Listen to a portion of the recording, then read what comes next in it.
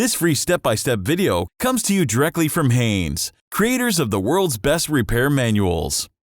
Fix your car or truck the right way with our accurate and reliable information at your side. You can complete more than 200 jobs on this vehicle when you purchase the complete online manual at Haynes.com.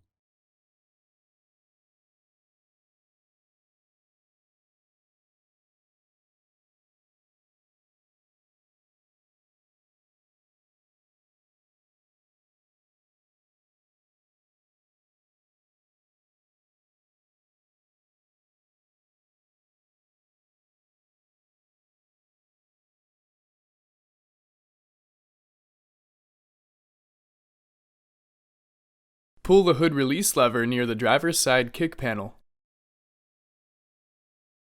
Slide the safety latch and raise the hood upward. Once the engine is completely cool, remove the radiator cap and the reservoir cap. If necessary, raise the vehicle and support it securely on jack stands.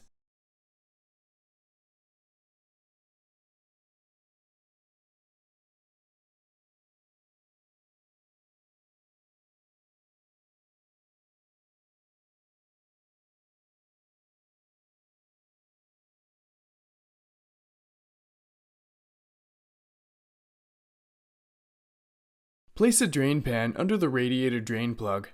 Drain the radiator by opening the drain plug at the bottom of the radiator, if equipped. Remove the under-engine splash guard if more access is needed for the drain plug. Allow time for coolant to drain out of the radiator completely. After the coolant stops flowing out of the radiator, move the drain pan under the lower radiator hose and disconnect the hose. Allow the remaining fluid in the upper half of the engine block to drain. While the coolant is draining from the engine block, check the condition of the radiator hoses, heater hoses, and clamps. Replace any damaged clamps or hoses. Remove the coolant reservoir by pulling it straight out of its mounting bracket and setting the hose aside in the engine compartment. Flush the reservoir out with water until it's clean, and if necessary, wash the inside out with soapy water and a brush. Once it's clean, install the reservoir. Flushing. Once the cooling system is drained, remove the thermostat from the engine. Do this by first disconnecting the radiator hose from the housing cover.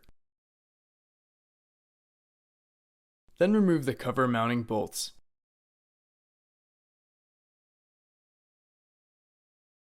Also remove the ECT sensor electrical connector from the cover.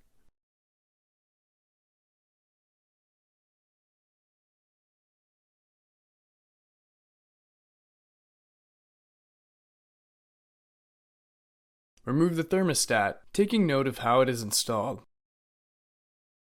Install the cover without the thermostat and tighten the cover bolts securely. This will allow the system to be thoroughly flushed.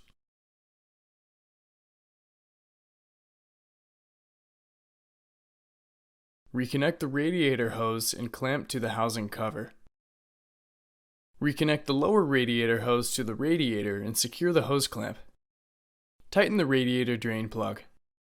Turn your heating system controls to hot so that the heater core will be flushed at the same time as the rest of the cooling system. Disconnect the upper radiator hose, then place a garden hose in the upper radiator inlet and flush the system until the water runs clear at the upper radiator hose. Refilling.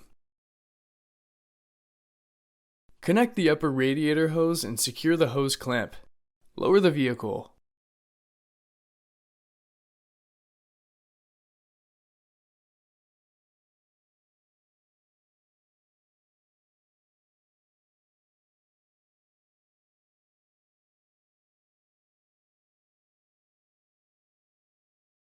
Install a new thermostat, or, if the thermostat is in working condition, remove the housing cover and install the thermostat with the spring end in first and jiggle pin at the top.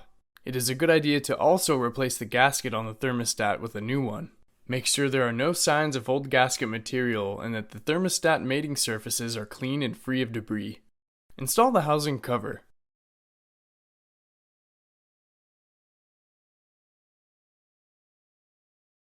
Tighten the bolts to 104 inch-pounds. Connect the ECT sensor connector to the cover. Connect and secure any other cooling system hose or fitting that has been disconnected. With the heater temperature control in the maximum heat position, slowly add the proper mixture of new coolant into the radiator until coolant reaches the base of the filler neck. Now add coolant to the reservoir until it reaches the full cold mark. Wait a few minutes, then recheck the coolant level in the radiator, adding some if necessary. Install the reservoir cap. Install the radiator cap. Start and run the engine in a well-ventilated area until the thermostat opens.